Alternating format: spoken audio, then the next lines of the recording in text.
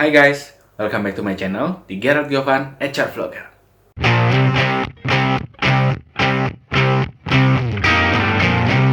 Pada HR Vlogger kali ini, saya mau nanya nih sama teman-teman semua, ada nggak yang pernah mengalami gejala-gejala yang seperti saya akan sampaikan? Oke, yang pertama, ada nggak dari teman-teman semua yang mungkin ngerasa kayak kehilangan semangat dalam menjalani hari-hari kalian? Ada nggak yang pernah merasa hobi yang kalian seneng banget untuk lakuin, tiba-tiba jadi males untuk ngerjain lagi hobi-hobi kalian? Dan juga mungkin ada orang yang tadinya punya makanan kesukaan, saat dia makan dia jadi happy, tapi ini malah sampai kehilangan nafsu untuk makan. Bahkan mungkin untuk istirahat aja suka nggak tenang, gelisah, dan bangun paginya itu badannya nggak seger, ngerasa kayak lemes atau capek. Nah, itu adalah salah satu akibat dari emotional burnout. Kira-kira apa sih emotional burnout itu? Dan apa aja gejalanya? Agar kita tahu kita ini sedang mengalami emotional burnout atau enggak. Nah, pada kesempatan kali ini saya akan share kepada kalian 5 gejala dari emotional burnout. Mau tahu lebih lanjut? Yuk simak videonya. Jadi teman-teman, emotional burnout ini adalah suatu kondisi di mana kalian mengalami stres yang cukup tinggi dalam waktu yang cukup lama. Sehingga segala sesuatu tuh sudah bertumpuk, kalian sudah merasa nggak kuat lagi menghadapi stres yang saat ini ada di pikiran kalian semua. Dan kalian jadi malah jenuh untuk melakukan sesuatu.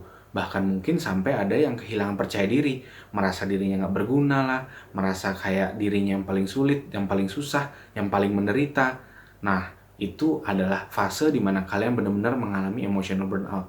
Dan ketika kalian mengalami ini, itu harus segera disembuhkan. Jangan sampai berkepanjangan dan membuat kalian malah menjadi pribadi yang negatif. Gejala yang pertama itu adalah capek fisik yang parah. Jadi kalau kalian ada yang pernah mengalami badan tuh ngerasa capek banget, pikiran tuh ngerasa capek banget, kalian nggak bisa konsentrasi, kalian malas ngapa-ngapain, kalian bawa istirahat juga nggak bisa bikin moodnya happy, kalian bawa jalan-jalan juga kepikiran ini itu terus, kalian makan makanan enak pun nggak bisa bikin mood kalian happy. Nah, kalau udah sampai di situ, kalian sudah masuk ke dalam tahap pertama dari emotional burnout. Gejala yang kedua itu adalah emosi menjadi sangat tidak stabil dan sensitif. Jadi kalian bisa menjadi orang yang dikit-dikit marah, cepet banget marah.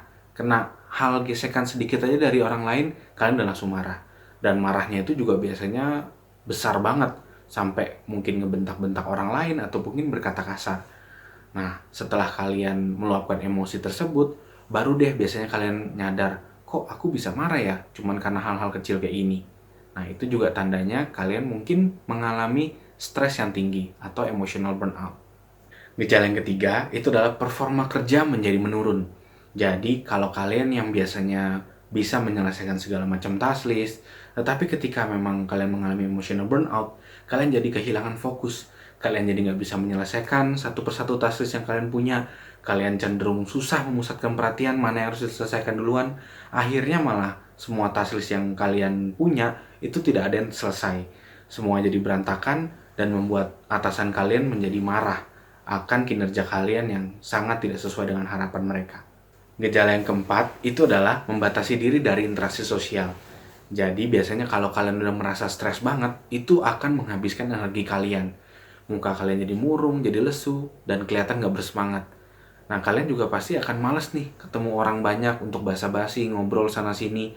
Akhirnya kalian akan menghindari untuk bisa ketemu orang banyak dan cenderung memilih untuk berdiam di rumah, merenung, dan berpikir mati-matian tentang suatu masalah yang kalian hadapi. Gejala yang kelima dan mungkin yang cukup parah, itu adalah kalian akan merasa hopeless dan cenderung menyalahkan diri sendiri. Karena kalau sudah sampai di tahap ini, biasanya tuh kalian akan fokus kepada diri kalian yang menjadi sumber permasalahan. Kalian gak akan bisa menerima masukan dari orang. Ketika ada orang yang menyampaikan saran, kalian sudah langsung menutup mindset kalian. Kalian akan merasa bahwa masalah ini udah sangat berat dan tidak ada jalan keluar. Sehingga kalian mungkin akan mengambil jalan pintas lain yang bisa membuat diri kalian jadi kehilangan kesadaran dan akal sehat. Nah, gimana teman-teman? Apakah dari kalian semua ada yang pernah mengalami satu dari 5 gejala tadi? Atau mungkin ada yang sampai pernah mengalami kelima-limanya?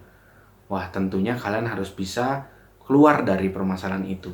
Dan jangan berlarut-larut sehingga emotional burnout kalian tadi itu bisa berangsur-angsur menurun. Karena ketika kalian sudah mencapai emotional burnout, proses untuk menghilangkannya itu tidak cepat. Perlu waktu yang cukup lama dan perlu kekonsistenan bagi diri kalian untuk bisa memaafkan diri sendiri dan mencoba untuk mengikhlaskan segala sesuatu yang terjadi. Oke, jadi saat ini kenali diri kalian sudah berada di fase mana. Kalau memang masih ada yang belum mengalami dari 5 gejala ini, ya mungkin kalian nggak perlu khawatir. Stres yang kalian alami mungkin bukan stres yang cukup berat, yang cuman butuh waktu sejenak aja untuk kalian berpikir dan mencari solusinya. Oke, sampai ketemu lagi di video saya berikutnya. Bye-bye.